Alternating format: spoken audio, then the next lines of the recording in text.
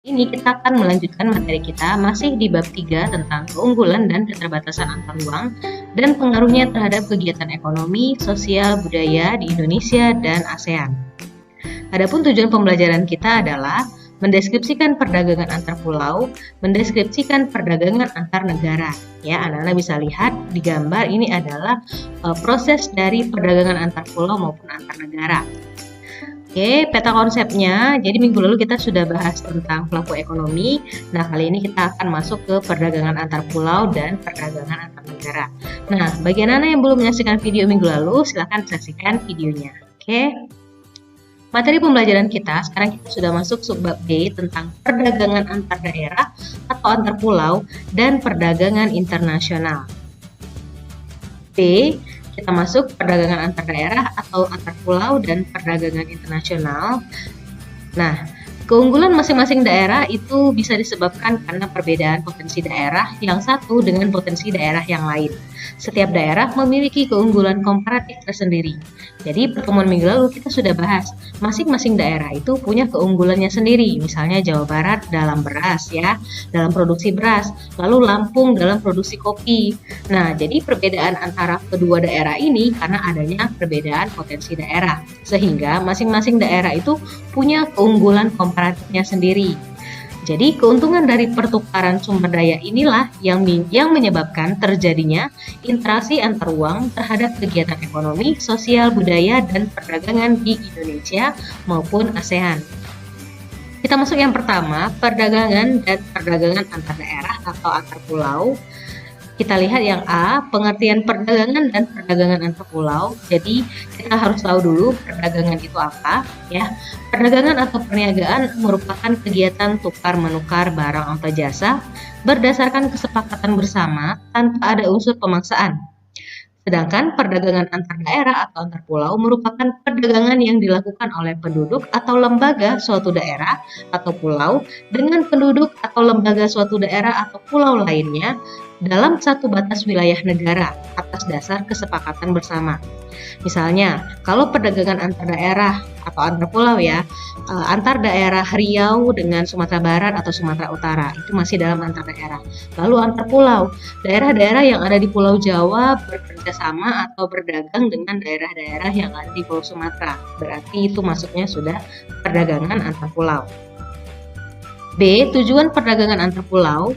Jadi saat ini perdagangan itu bukan hanya ketika bertemunya penjual dan pembeli, tapi kita bisa juga dengan transaksi jual beli online ya. Jadi jual beli online itu sudah memudahkan masyarakat untuk melakukan perdagangan lintas daerah, bahkan lintas negara. Dengan bantuan alat komunikasi, jasa kirim, serta internet, jarak bukan lagi masalah. Jadi perdagangan antar pulau ini dilakukan oleh beberapa pelaku ekonomi dengan beberapa tujuan. Adapun tujuannya dari perdagangan antar pulau ini yaitu sebagai berikut. Yang pertama, memperoleh keuntungan. Tujuan utama dilakukan perdagangan antar pulau adalah untuk memperoleh keuntungan. Keuntungan ini diperoleh dari selisih antara harga beli dengan harga jual. Jadi, jika barang diproduksi sendiri, maka keuntungan diperoleh dari selisih antara harga jual dan biaya produksi. Lalu yang kedua, memperluas jangkauan pasar. Perdagangan sampai ke luar daerah atau luar pulau dapat memperluas jangkauan pasar. Jangkauan pasar ini maksudnya jumlah konsumen yang mengonsumsi barang tersebut semakin banyak dan tersebar di berbagai daerah. Nah, contohnya tadi wilayah Lampung dia ada keunggulan komparatif dalam kopi ya, dalam produksi kopi. Nah, dengan adanya perdagangan antar daerah atau antar pulau ini, konsumen yang berada masih dalam lingkup kota Lampung sekarang sudah banyak. Bahkan dari Jawa, Kalimantan, Sulawesi juga meminta atau melakukan perdagangan dengan Lampung dalam hal kopi. Jadi secara tidak langsung pasar kopi yang ada di Lampung itu jadi semakin meluas ya, memperluas jangkauan pasar. C. Faktor pendorong dan manfaat perdagangan antar pulau atau antar daerah. Yang pertama kita lihat dulu apa sih yang mendorong terjadinya perdagangan antar pulau atau antar daerah. Yang pertama, adanya perbedaan faktor produksi yang dimiliki. Faktor pendorong perdagangan antar daerah yaitu perbedaan faktor produksi yang dimiliki, terutama faktor produksi alam. Daerah Kabupaten Wonosobo, Jawa Tengah, dengan tanah yang subur lebih mungkin memproduksi sayur mayur lebih banyak dan menjualnya sampai keluar daerah dibandingkan dengan misalnya daerah Gunung Kidul yang ada di Yogyakarta. Lalu yang kedua, perbedaan tingkat harga antar daerah. Jadi selain perbedaan kekayaan alam, perbedaan tingkat harga juga mendorong terciptanya perdagangan antar daerah. Misalnya, di daerah yang kaya akan buah durian, pasti harga duriannya lebih murah daripada daerah yang hanya sedikit memiliki pohon penghasil durian. Nah, hal ini akan mendorong adanya perdagangan antar daerah. Lalu yang kedua, apa sih manfaat perdagangan antar pulau dan antar daerah? Yang pertama, menyediakan alternatif alat pemuas kebutuhan bagi konsumen. Perbedaan kandungan alam serta perbedaan produk antar daerah akan menyebabkan barang hasil produknya pun berbeda. Dengan adanya perdagangan antar daerah atau antar pulau, konsumen dapat menikmati produk yang tidak diproduksi di tempat tinggalnya.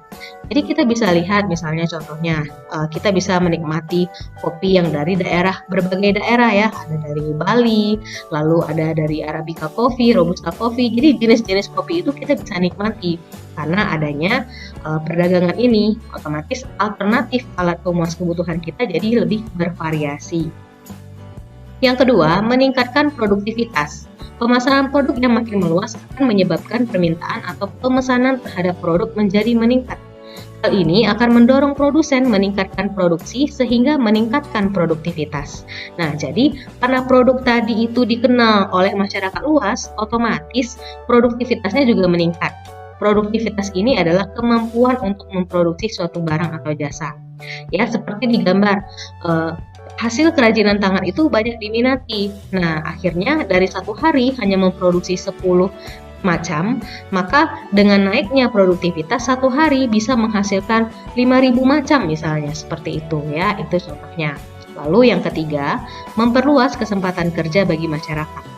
Peningkatan jumlah barang yang diproduksi dalam jumlah besar akan menyebabkan produsen butuh tenaga kerja tambahan, sehingga akan ada lowongan kerja tambahan. Selain itu, perdagangan lintas daerah juga akan memunculkan unit-unit usaha baru seperti jasa kirim, perluasan transportasi, dan sebagainya. Jadi, seperti dicontoh ya, seperti gambar dicontoh, produksi hasil kerajinan tangan itu sangat diminati oleh masyarakat luas, bahkan internasional. Jadi, yang semulanya pemilik usaha itu mempekerjakan 50 orang, maka dia butuh lebih banyak lagi. Mungkin dia bisa pekerjakan 100 sampai 150 orang, sehingga lowongan kerjanya akan semakin bertambah. Lalu, dengan adanya perdagangan antar daerah, kita butuh nih jasa kirim, para supir, para driver ya, para yang bantu untuk ekspedisi barang kita itu kita perlu, sehingga membukalah lowongan kerja di bidang-bidang jasa kirim, ekspedisi, transportasi, distribusi, dan lain-lain. Oke, kita masuk yang kedua, perdagangan antar negara. Pada zaman sekarang, batas dan jarak bukan lagi menjadi penghalang bagi seseorang atau badan untuk melakukan perdagangan. Bahkan, antar negara pun dapat melakukan perdagangan dengan mudah. Perdagangan antar negara yang dimaksud adalah individu atau lembaga dari negara kita yang menjual atau membeli barang dari individu atau badan yang ada di luar negeri. Terjadinya aktivitas perdagangan antar negara akan menimbulkan aktivitas yang biasa kita sebut dengan ekspor dan impor. Mari kita lihat yang pertama, pengertian dan ruang lingkup perdagangan antar negara atau internasional.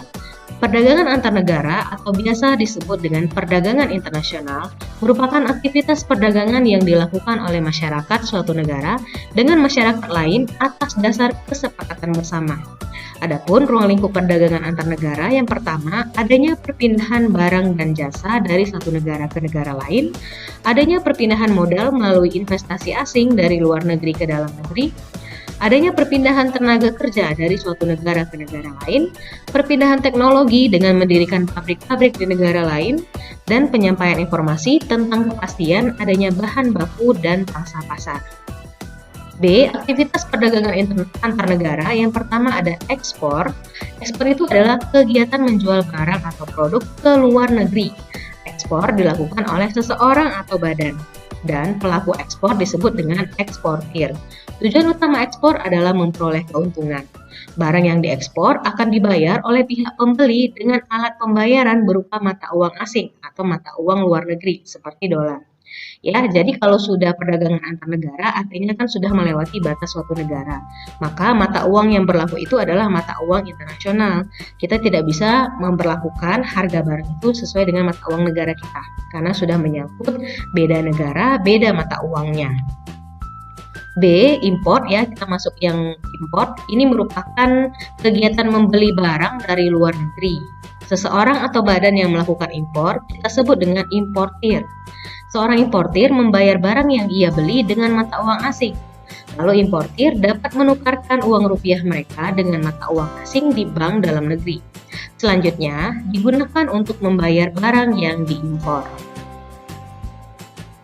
Selanjutnya, barang-barang yang diimpor oleh Indonesia itu terdiri dari dua macam, yaitu migas dan non-migas. Barang yang termasuk dalam migas ini minyak dan gas ya nak, antara lain minyak tanah, bensin, solar, dan LPG. Sedangkan kelompok non-migas seperti karet, kopi, ikan, kayu lapis, kelapa sawit, serta barang tambang non-migas seperti nikel dan batu bara. C. Kebijakan pemerintah untuk mendorong ekspor. Yang pertama, memberikan kemudahan kepada produsen barang ekspor. Jadi, kebijakan yang mendukung peningkatan ekspor seperti kemudahan pengurusan perizinan serta memberikan fasilitas kepada produsen barang ekspor. Fasilitasnya seperti pemberian bantuan teknologi, pelatihan inovasi produk, bantuan kredit dengan bunga rendah. Hal ini akan menjadikan produsen menjadi semangat untuk berproduksi. Harga faktor produksi yang murah tentu dapat menurunkan harga jual, sehingga dapat meningkatkan daya saing perusahaan. Yang kedua, menjaga kestabilan nilai tukar rupiah. Nah, kestabilan nilai tukar rupiah sangat penting bagi eksportir karena nilai tukar rupiah yang stabil terhadap mata uang asing tentunya akan mempermudah para eksportir untuk menghitung biaya produksi produk ekspornya. Nah, dengan kepastian nilai rupiah ini, para eksportir akan lebih mudah menentukan harga pokoknya di pasar internasional. Jadi, dengan ini mengurangi tingkat keraguan eksportir untuk melakukan ekspor terhadap produk mereka. Jadi, produsen eksportir atau eksportir ya, dia tidak ragu untuk melakukan ekspor, mengirim dan menjual barangnya ke luar negeri. Kalau misalnya nilai tukar rupiah itu stabil, nilai rupiahnya. Jadi, dia bisa hitunglah biaya produksi produknya, lalu dia bisa tetapkan harga produknya. Nah, coba bayangkan kalau misalnya nilai tukar rupiah kita itu tidak stabil. Produsen pasti akan bingung menghitung biaya produksinya, lalu berapa harga produk yang bisa dia tetapkan di pasar internasional karena nilai rupiahnya nggak stabil. Jadi seperti itu contohnya ya nak. Lalu yang ketiga, membuat perjanjian dagang internasional. Perjanjian ini mencakup kesediaan masing-masing negara untuk menjadi pembeli atau penjual suatu barang, sehingga masing-masing negara memperoleh keuntungan. Penjual atau eksportir mempunyai pasar dengan perlindungan istimewa dari perjanjian tersebut. Selain itu, pembeli juga dapat mempunyai penjual yang telah memenuhi kriteria sesuai dengan perjanjian. Yang keempat, meningkatkan promosi. Jadi, dalam rangka memperkenalkan produk dalam negeri di pasar internasional, promosi itu adalah hal yang sangat penting. Promosi bisa dilakukan dengan pameran dagang, festival olahraga, seni, maupun kegiatan lainnya yang bisa sebagai promosi. Pemerintah dapat menangani promosi dan pusat informasi dagang di luar negeri. Contohnya, kantor-kantor pusat promosi dagang Indonesia atau Indonesian Trade Promotion Center yang mengusahakan agar produk-produk Indonesia dikenal di luar negeri. D. Faktor pendorong ekspor. Nah, apa yang mendorong kegiatan ekspor itu terjadi? Yang pertama, keadaan pasar luar negeri. Besar atau kecilnya permintaan dan penawaran dari berbagai negara dapat mempengaruhi harga di pasar dunia. Apabila permintaan di pasar dunia lebih banyak daripada penawaran, tentunya harga akan naik. Sebaliknya, misalnya penawarannya lebih banyak dari permintaan, maka harga itu akan cenderung turun. Nah, keadaan ini akan mempengaruhi para eksportir untuk meningkatkan atau menurunkan ekspornya. Yang kedua, keuletan eksportir untuk menangkap peluang pasar. Jadi, seorang eksportir itu dia harus pandai menangkap dan memanfaatkan peluang pasar. Dengan kepandaian tersebut, mereka bisa memperoleh wilayah pemasaran yang lebih luas. Nah, oleh karena itu, eksportir ini harus ahli di bidang marketing, ya, strategi pemasaran. Yang ketiga, kondisi sosial, ekonomi, politik suatu negara. Bidang ekonomi, sosial, politik merupakan bidang yang terkait satu sama lain. Ketika ada ketidakstabilan pada salah satu bidang, maka bidang lain itu akan terpengaruh. Misalnya, negara tujuan ekspor sedang mengalami kerusuhan politik berupa perang antar suku. Nah, tentu ini akan mempengaruhi keberlangsungan proses ekspor ke negara tersebut. Ya, misalnya kita mau ekspor ke negara A, sementara di negara A itu sedang banyak konflik. Nah, tentulah ya kebijakan peraturan yang ada di sana itu pasti akan berubah-ubah. Nah, itu bisa mempengaruhi eksportir untuk melakukan kegiatan ekspornya. Lalu manfaat perdagangan antar negara. Yang pertama, memperoleh keuntungan. Manfaat dari perdagangan adalah memperoleh keuntungan dengan adanya spesialisasi, yaitu produk unggul yang khas dari tiap-tiap negara. Produsen dapat menghasilkan produk dengan efisien. Perdagangan antar negara juga menyebabkan produsen bersemangat memaksimalkan produktivitas mereka tanpa khawatir kelebihan produknya tidak akan terjual karena mereka sudah menjualnya ke luar negeri. Yang kedua, memperoleh barang yang tidak dapat diproduksi di dalam negeri. Setiap negara pastinya memiliki sumber daya yang belum tentu dimiliki oleh negara lain, sehingga hasil produksi tiap negara pasti berbeda. Banyak faktor yang mempengaruhi perbedaan ini, seperti keadaan kondisi geografi, iklim, penguasaan teknologi, dan lain-lain. Dengan adanya perdagangan antar negara, maka setiap negara itu bisa bertukar hasil produksinya untuk memperoleh barang yang tidak dapat diproduksi di negara mereka. Misalnya kita belum bisa nih memproduksi barang elektronik yang cukup canggih dengan biaya yang murah. Nah, dengan adanya perdagangan antar negara ini, kita bisa melakukan perdagangan misalnya dengan negara Jepang, dengan negara Amerika, dan lain-lain. Sehingga apa yang tidak kita produksi di dalam negeri, kita bisa peroleh. Ya, kita bisa mendapatkannya seperti itu. Lalu yang ketiga, menjalin persahabatan antar negara. Jadi dengan adanya perdagangan ini akan lebih memudahkan terjalinnya persahabatan. Hubungan yang baik di bidang ekonomi pasti akan mempengaruhi hubungan lainnya seperti pendidikan, kesehatan, sosial, serta kemanusiaan. Yang keempat, transfer teknologi modern. Nah, jadi dengan menggunakan barang-barang impor yang tentunya berteknologi tinggi, dibutuhkan pengetahuan dan keterampilan tertentu. Maka pada umumnya importer ini diberikan pelatihan penggunaan teknologi tersebut. Nah, hal ini akan mempercepat terjadinya transfer teknologi modern. Misalnya ada importer nih yang mendatangkan barang-barang atau spare part dari luar negeri. Nah, secara tidak langsung mereka pasti akan dibekali dengan pengetahuan atau penggunaan teknologi ini. Jadi mereka akan lebih cepat memahaminya. Kita masuk yang F, faktor-faktor yang mendorong perdagangan antar negara. Jadi di sini ada 7 ya, untuk memenuhi kebutuhan barang dan jasa dalam negeri, keinginan memperoleh keuntungan dan meningkatkan pendapatan negara, adanya perbedaan kemampuan penguasaan iptek dalam mengolah sumber daya ekonomi, adanya kelebihan produk dalam negeri sehingga perlu pangsa baru, pasar baru untuk menjual produk tersebut, adanya perbedaan keadaan seperti sumber daya alam, iklim, tenaga kerja, budaya, dan jumlah penduduk yang menyebabkan adanya perbedaan hasil produksi dan adanya keterbatasan produksi. Lalu adanya keinginan membuka kerjasama, hubungan politik, dan dukungan dari negara lain, dan tentunya di era globalisasi ini tidak ada satupun negara di dunia yang dapat hidup sendiri.